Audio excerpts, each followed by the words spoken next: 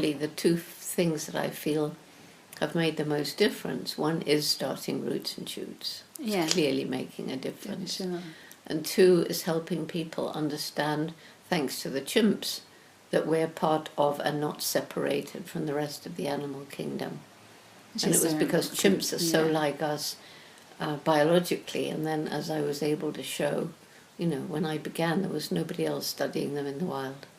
So to show how like us they are in behavior. Kissing, embracing, holding hands, patting one another in reassurance, begging for food. Sadly, they are capable of a kind of war that can be violent and aggressive, but they also show love, compassion, and altruism.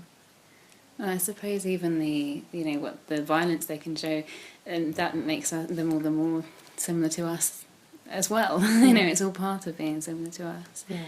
And who was your favourite chimp, or is your favourite chimp of all time? David Greybeard, the first one who lost his fear, the one who demonstrated tool using and tool making for the first time, the first one who allowed me to follow him in the forest. He was also very handsome, and he had a gentle but determined disposition. Yeah. And is it because he was the first that you sort of maybe felt the closest connection? No, he was a very wonderful personality. Yeah. I think he'd have become a favourite anyway. The other one was the old female Flo. Yeah. This amazing mother with her big family. Great. Oh, that sounds such a wonderful thing to have the opportunity to see. Do you have, for our readers, do you have any favourite or funny animal stories or anecdotes, encounters? Oh, so many. Oh, I imagine. I know, big question. Well, one funny one was 8-year-old Freud, and the chimps not only fish for termites with tools, but they prepare long, smooth sticks. They peel off all the bark so it's smooth. They put them down into these nests of army ants, driver ants. Right. And they'll dig like this, and then they'll push the stick down and tap it, and the ants come in like a swarming mass, and they bite like crazy. So the chimp will go like this, and then sweep it through and eat as fast as possible before they bite. And usually 5 minutes max before they run away, because they're already covered with ants. And so Freud thought he'd got it made. He found a vine between two trees, the nest was underneath, so he could, with impunity, reach down and sweep, and there were no ants climbing up to bite his feet.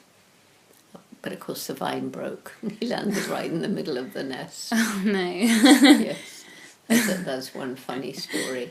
Yeah. Whereabouts? Where did that happen? Gombe. In Gombe, yeah. And then probably the most charming was when his mother died, and little Mel was left an orphan, aged 3, and just beginning to eat solids, just at an age when he could theoretically survive without his mother, because they have a long childhood. And he didn't have an older brother or sister. If he had, he would have been adopted, because that's what they do.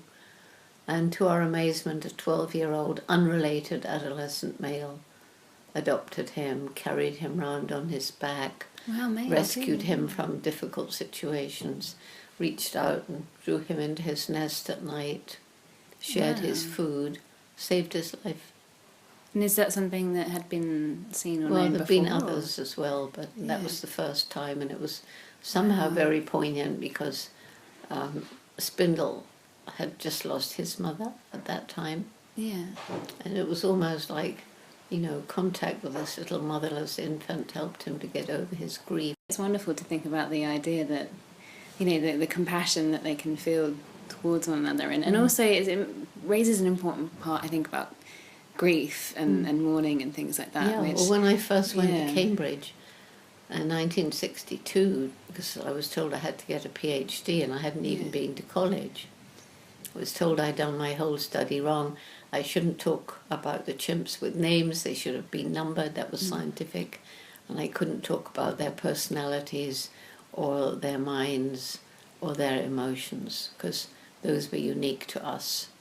But luckily I'd learned from my dog as a child that that was rubbish.